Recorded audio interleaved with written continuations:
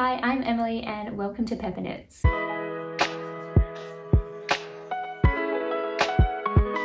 So today I don't have a typical podcast episode. I have something a little bit different and I wanted to share some of my older projects and have a chat with you about them. So lately I have started putting all of my projects into Ravelry. I used to just write everything in a notebook, but it was getting quite tedious and I just found I was getting too lazy to take proper notes. So I have instead been going back and logging everything into Ravelry. So in doing that, I have been looking back at some previous finished objects and I noticed that there were a few projects that I just feel like I wasn't getting enough wear out of. I wanted to talk about those projects today. I have a pile of them here and just discuss why I'm not wearing it and any of the potential things that I could do to fix that, whether I need to go back and change the garment, or to be honest, most of them I'm just going to throw completely and reclaim the yarn and make it into something else. For an added challenge, I also wanted to make this basically a zero cost project pile. I don't want to buy any more yarn on top of what I have already, and I'm hoping I can get away without purchasing any more patterns and just use what I have in my library already, or if I can find a free pattern instead. I'll start off with the easiest one, and I say it's easiest because I've already decided what I'm going to do with the yarn. I'm going to frog this and I've already cast on what I want to make with it. So the first project is my Springfling tee. This is something that made it into the first few episodes of my podcast, and you could probably tell that I really wasn't happy with the project, but I just kept persevering anyway. There is quite a few issues with this, nothing to do with the actual pattern itself, by the way. This is by the Petite knitter, and it is this colorwork circular yoke construction sweater / t-shirt if you shorten the sleeves. So I made this in October 2023 and I haven't worn it once since then. Every time I put it on, it's just way too heavy and warm and it's just not very practical for me to wear.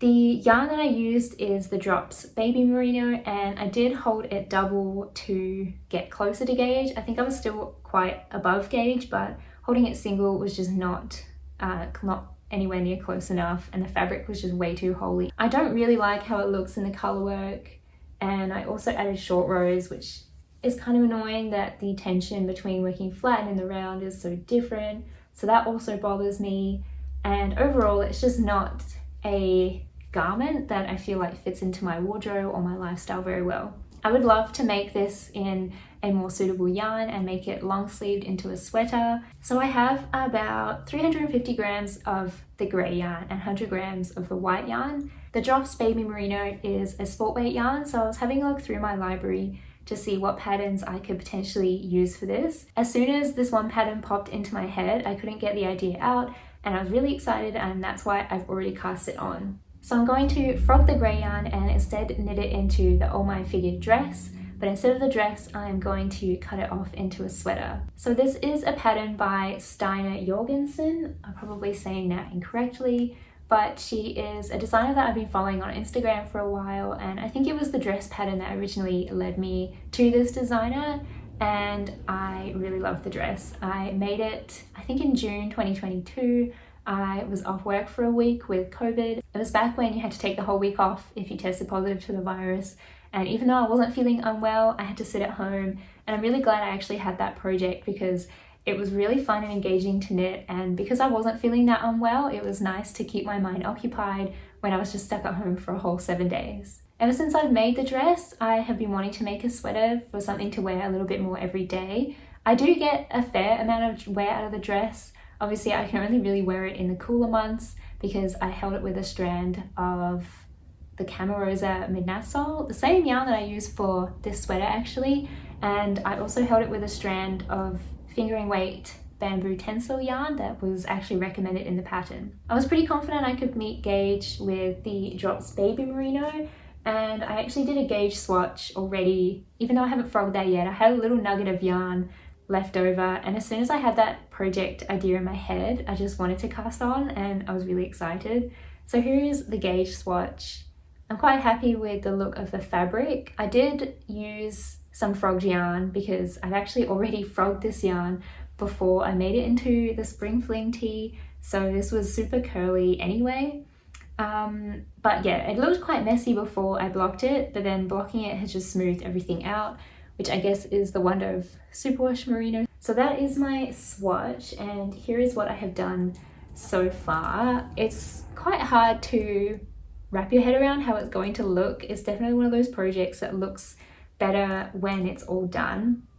But you can see that it's a little bit wobbly and not super neat at the moment. My swatch looked like that before I blocked it, so I'm pretty confident that this will smooth out as well. I do have to say that this pattern is not very size inclusive when you purchase it. It only goes up to a 120 centimeter bust size. Even though there are 10 sizes, it doesn't go up very far, which is a huge shame. However, it does say multiple times in the pattern and like in the preview thing that if your size is not covered by the pattern, to contact the designer and they will basically do the calculations to meet your measurements. Of course, it would be way better if that was actually included in the pattern. It is a really beautiful pattern, and I think the way that all of the ribbing is shaped just makes it look like such an elegant piece, and I'm really looking forward to having this in my wardrobe. So that is the All My Figure sweater, and finally I can frog this now that I've shown you. I can take all that yarn out because I have finished all the yarn that I had left of that little nugget, so I'm glad that I can finally start working on this again. So the second project is something that I finished in March last year, and I have worn it a few times. It's not something that I reach for all the time, but I do like it, and I think it's a great pattern, and it's something that, again, I would love to knit in a more appropriate yarn if we can sense a theme here. So this is the Kerr sweater. This is designed by Rebecca Clow, also known as the Cray Bayer. So I knit this in Bendigo Willamille's Luxury 8-ply, which is the main colour, and the colourwork is done in this colour-changing fingering weight yarn that I bought in Tasmania from the Salamanca wool shop. The label was just for their shop, so I don't think it's a commercial yarn that's available everywhere, but I really like the colours in it. It was like this really pretty pink and yellow blue faded yarn, and because that was a fingering weight yarn, I held it with a strand of mohair, and I think it was the Drops Kid Silk that I just had in stash. And this was again one of my earlier colourwork projects, and I just don't think it was a really good yarn choice. I don't mind the look of the mohair with the fingering yarn, but I just don't think it's really a good gauge. So that's kind of the main issue with this. You might be able to see when I hold it up, the colourwork section really cinches in, and the same thing happens on the sleeves as well, although I don't think it's quite as bad on the sleeves. I mainly feel it on the body when I'm wearing it.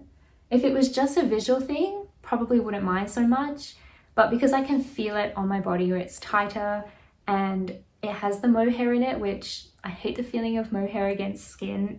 So if I'm just wearing a t-shirt, I can really feel the mohair on the sleeves, and it's just not my favourite thing. So my options for this are to frog back the colourwork sections and re-knit them with a bigger needle size, maybe to make it a little bit more flush. But saying that, I don't know if I love the colourwork in this yarn anyway. You can't really see the beautiful colour changes in most lights, so I think it really pulls away from the whole point of that yarn. So that's kind of why I'm leaning towards just frogging this completely. I'm not sure what I would do with colourwork yarn. It is a sock yarn, so I could make socks with it, but the colourwork changes are quite long, so I'm not sure if that's really going to work. I do have a little bit of an idea for the main yarn though. For some reason I have so much of that main yarn. I think I bought about 5 balls of it. Maybe I got confused because the Bendigo Willamille's yarn comes in 200 gram balls, so maybe I just thought it was 100. So I bought 5 of them, which means I have a whole kilo of that yarn. I have used, I think, 2.5 of them to make myself a Sophie shawl, which I also wouldn't mind frogging if it means that I get a better project than both of those ones if I use the yarn combined. So my potential idea for this is to knit the Zipper Sweater Man Light. I have made my boyfriend a Zipper Sweater Man before, and also in the Bendigo Willamille's yarn in the 12-ply. He doesn't get a huge amount of wear out of it, mainly because he just says it's way too warm for him to wear day to day, which I completely understand. I probably should have thought about that a lot more before I made it, but I don't think the light pattern had come out when I wanted to make him the Zipper Sweater Man.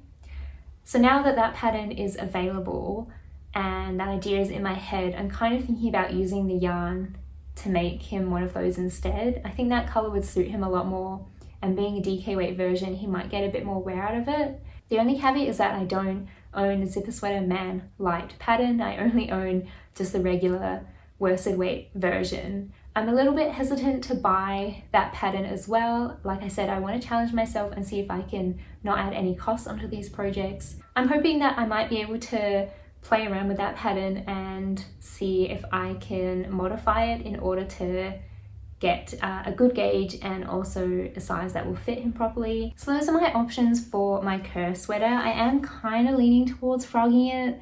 I'll see how I go this winter. If I end up wearing it more than I thought, then maybe I'll just leave it as it is or re-knit the colourwork sections in a slightly larger needle size. If I find that I don't reach for it at all, maybe I'll consider frogging it. I'm a bit undecided on this one. I do really like how it looks, and again, it's something I would love to knit in a yarn more suitable for colourwork. I guess I could also buy more yarn, which I don't really want to do. If I get more of the 8-ply luxury in a different colour for the colourwork, that could be an option. So I have a few thoughts on what I can do with that, but if you have any ideas, especially on something I can do with this colour changing fingering weight yarn, I had 100 grams, which is 400 meters of this yarn. So if you have any ideas on what I can do with that, let me know. Maybe a hat, like a Musselburgh hat, would be really cool. I don't really wear beanies that much, but when I do, I only really have one Oslo hat that I reach for, like if I'm going camping or something. So maybe a hat out of that would be really cool. Okay, maybe I do want to frog this after all. I'll have a think, because I do really like how it looks, but it's just not really the right yarn combination. Okay, now going back to July 2022, and this is my no frills sweater. This is a pattern by PetiteKnit, and I even have the cute little PetiteKnit tag in the back. And I knit this out of the Knitting for Olive merino and the soft silk mohair held together. And it was when this dusty artichoke colorway was all the rage and everyone was knitting with it. And I hadn't used Knitting for Olive yarn before, so this was the first time I had used Knitting for Olive. And I'm not sure why I thought this mohair would be any different. I had heard people say that they find drops mohair and other mohair itchy, but the Knitting for Olive one they don't. So I thought I would give it a go. In hindsight, probably shouldn't have bought a whole sweater's quantity. I'm not sure why I was drawn to the no frills sweater. I think I just wanted something in plain stockinette, just something nice and easy for the yarn, because it is such a beautiful yarn and it has such a nice drape. I thought the no frills sweater would be the perfect option for this. Maybe it's even the recommended yarn in this pattern, I can't actually remember now. It probably is a fingering weight held with a mohair. Maybe that's why I decided to go for it. This was kind of early on to my sweater knitting journey. I really thought this would be something I would wear every day, but I unfortunately just don't. I think part of it is the colour, in that I only mainly wear blue denim jeans when I'm just wearing something casual, and I just don't like the way this green looks with the jeans. The other thing being is that the mohair is still quite itchy. It's definitely softer than the drops mohair or any other mohair that I've felt before, but I can't really wear this all day. I just find it gets way too itchy and I end up just wanting to take it off, especially because I will usually wear a long sleeve t-shirt under it because it is so itchy on me. So of the merino yarn, I have 250 grams and I have 125 grams of the mohair. So I have a pretty decent amount. Obviously it is a whole sweater's quantity of yarn and it is so beautiful. It is so soft on my hands and I love the drape. I quite like the color as well, although it's probably not something that I would choose now. I also find that the neckline sits quite wide, and maybe that's another reason I don't really wear it, because I do find it hard to find a t-shirt that is covered by the whole neckline on the sweater. So it's probably no surprise that I'm just going to frog this whole sweater. This has actually been something that's been on my mind for a while. Every time I see this sweater, I do think about how much of a shame it is that this beautiful yarn is in a sweater that just doesn't get enough wear. And of course also it was quite expensive. It's not a cheap yarn, especially to get all the way here. And I really want to have something that I'm reaching for a lot more often than I am this one. So because of the mohair in that yarn combination, and I really don't like wearing mohair against skin, my main idea was to frog it and make it into a cardigan. I was having a look through my library, and the main cardigan that I was drawn to, and I think I probably bought this with the intention of maybe using this sweater and frogging it and using the yarn, and that is the Semper cardigan by Sophie, also known as the Knit Pearl Girl. I'm not sure when I'll get around to actually frogging that and making it into a cardigan, but I think it would be really nice to wear that with a white t-shirt or something plain. I could probably dress it up a little bit as well, and it would be nice to actually get that really beautiful yarn into a project that I actually wear. Moving on to something a little bit different, we have a summer knit that I think I'm just going to frog. So this is the Cecile top by Susanne Müller, also known as Paula Strict on Instagram. I knit this one back in December 2022. I can only really remember wearing this maybe once or twice. The main issue I have with this is the color of the yarn. I used Drops Saffron in this light beige color, and beige colors like this just don't really suit me. It's too close to my skin tone, and I just feel like I never reach for this, mainly because of the color. I also found that the armholes and the neck holes just aren't quite deep enough. They are just a little bit too short to be comfortable, probably because the recommended yarn is not 100% dry cotton like the Drop Saffron is. Maybe that is just to account for a lot more growing during blocking and wear, and maybe if I actually wore this a lot more it would end up growing, but again, just because of the colour, it's not something that I find I reach for very often. This also has super limited sizes in the pattern. It is a shame because I think it is a really cool design. So I have 150 grams of the Drop Saffron, and this is also a sport weight-ish yarn, and again, I was struggling to think about what to do with this. I have thought about over dyeing this into maybe like a darker brown colour, but because I mentioned the armholes just aren't really deep enough, I also just don't love how dry the cotton feels. It wasn't super pleasant to knit up, but I managed to get through it. I'm not sure how well you can see, but there's also just a bit of uneven tension, especially in the purl sections of the rib. And because it is 100% cotton, it didn't really block out or even out at all. So as much as I tried to make it super even, knitting with this yarn was just not really great for this project. I'm kind of thinking a garment is not really the best option to use for this yarn. I also don't really wear tank tops super often.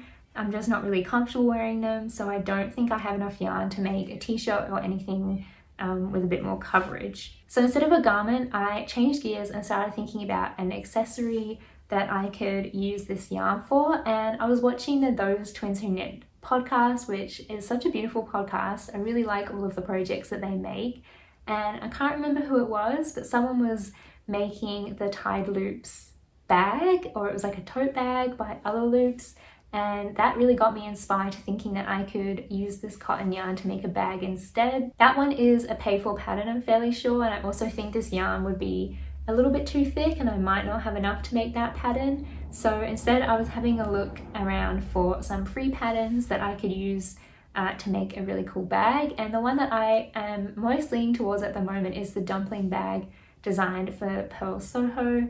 I've actually had this in my favorites in Ravelry for quite a while. I think it's a really cool bag. I'm not sure what I would use it for, probably just a project bag to keep my knitting projects in. I'm not sure if I would use it to take out and about with me, but I do really like how like one of the handles slips into the other and then you can just carry it around with that strap instead.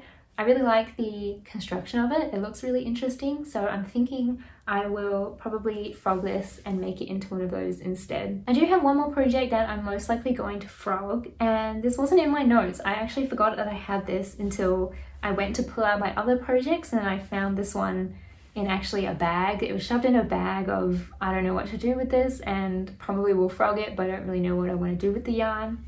But this is my Emmanuel cardigan. This is a cardigan designed by Kolibri by Johanna, and it has this beautiful lace panel that runs all the way down the back of the cardigan. I knit this maybe 2022, I'm not exactly sure when, and I used a 100% cotton DK weight yarn, I want to say, held with a strand of Drops Kid Silk. I have so much of both of these yarns in my stash that I just didn't know what to do with them. and on a whim I just held them together in a swatch and I was like, yeah, I guess it looks okay. I've met gauge for this pattern, I may as well just make it. And I hardly ever wear this. There's quite a few things that mean that I don't wear it. It is super heavy because it is the 100% cotton, so it's not exactly like a light cardigan that I can just throw on. The mohair is another thing. I don't really like the feeling of the mohair, and the sleeves go quite tight at the bottom, so it's sitting super tight against skin. And look how tiny that is. Like, no, I'm not going to be able to fit my wrist through that. So it is super tight, like all the way basically from here to the end of the cuff. It's just not very comfortable. That could have been a pretty easy fix, but I've just never gotten around to doing it. There's also not much stretch in the cotton, even like with the tubular bind off. The buttons are another thing. As you can see, they're already just coming undone. The buttons are way too small for the buttonholes, and because of the yarn, the cotton is just too heavy, and like the button band just doesn't sit nicely ever. It always like flops in, and I just don't really love how it looks. I think the lace pattern on the back is really beautiful. I think there's also a t-shirt pattern that has the same lace motif on it that I think is quite beautiful as well. But I have a feeling this is one of those very limited sizes patterns as well.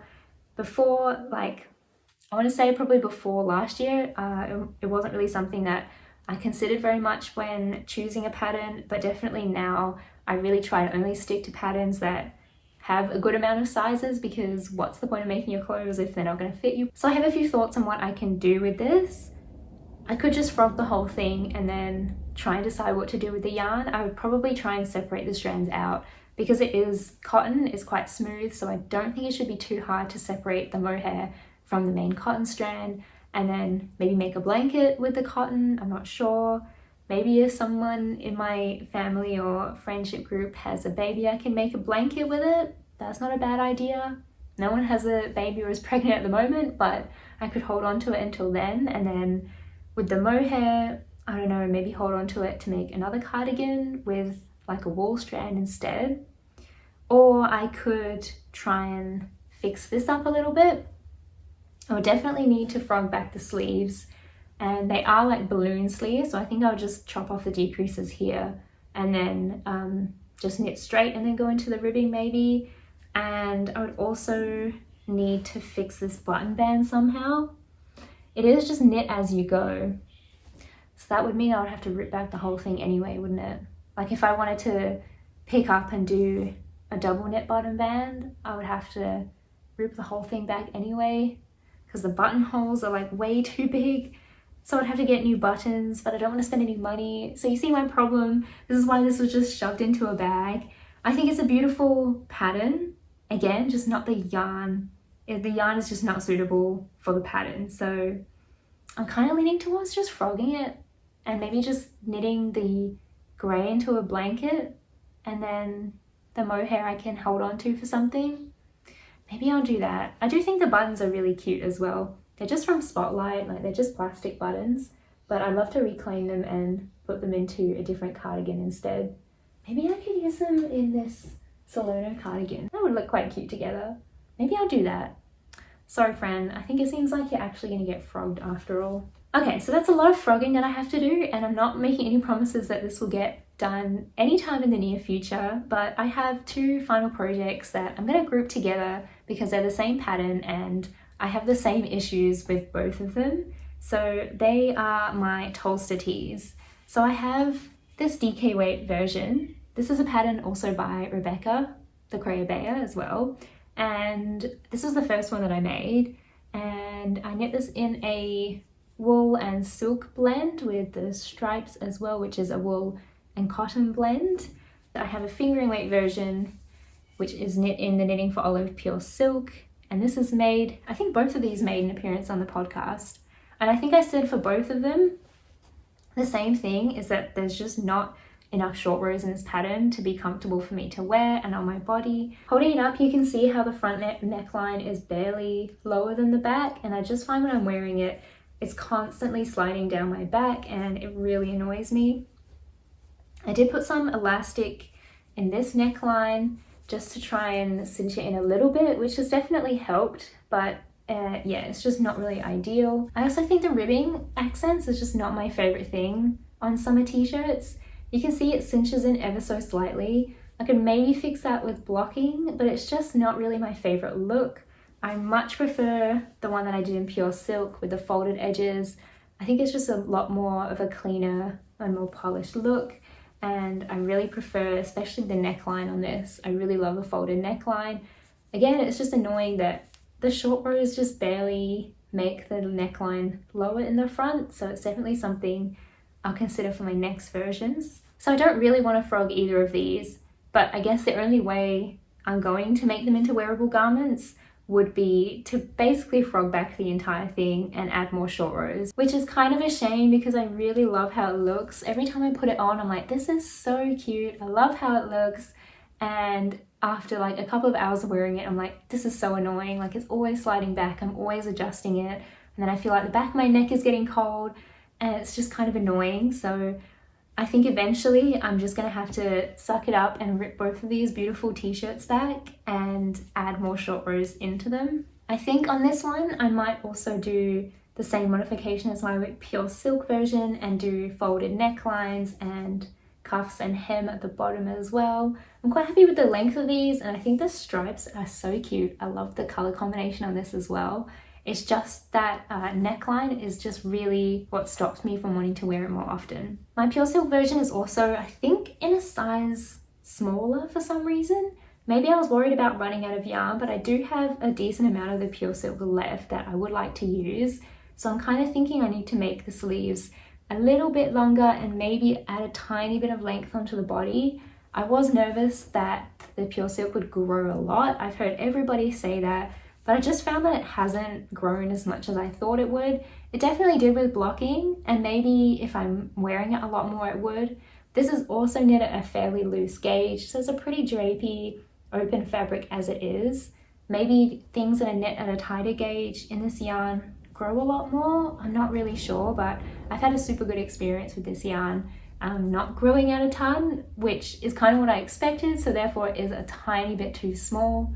I think I again want to make the neckline a little bit lower in the front and higher in the back, maybe cinch it in a little bit because it is a fairly wide neckline, and then add a tiny bit of length onto the sleeves and my body as well. The Tolsta tee is such a good pattern. I would really recommend it if you're starting your summer knitting now. If you're in the Northern Hemisphere and you haven't knit one of these, then I would definitely recommend giving it a go. You get both the DK and the fingering weight versions of the pattern when you purchase it, which is super generous, and there are also a lot of options for modifications that you can make. If you look at the hashtag on Instagram also, there are so many good versions. Every time I see Rebecca's Instagram story, she's always sharing new versions, and yeah, it's just super inspiring. So that is a wrap on all of the projects that I just don't get enough wear out of in my wardrobe. As you can see, there's quite a bit of frogging that needs to be done, and I'm not saying that these will happen immediately and they're going to be the next projects that I want to cast on,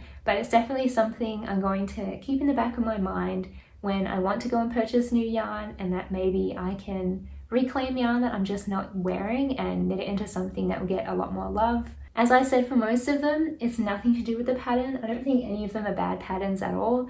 I mainly just selected a yarn that wasn't good for the pattern, or it's just not really a style that really suits me or something that fits into my wardrobe. So if you have any ideas on any of the projects that I spoke about today and things that I could make them into, then I would love to hear your thoughts, even if they are paid for patterns or something I'd have to purchase more yarn for. I'm not against doing that if I think it's something that I would get the most wear out of, but I just thought it would be a good challenge or something to keep in my mind if I could achieve that. So I'd love to hear your thoughts on what I could do with this yarn. If you want to stay updated on where I get to on any of these projects and when I cast them on, I'd love for you to subscribe so you can keep updated in the podcast. So I hope you found this interesting or inspiring or a little bit helpful, or you want to go and have a look at projects that you could potentially frog into something new. And thank you so much for watching.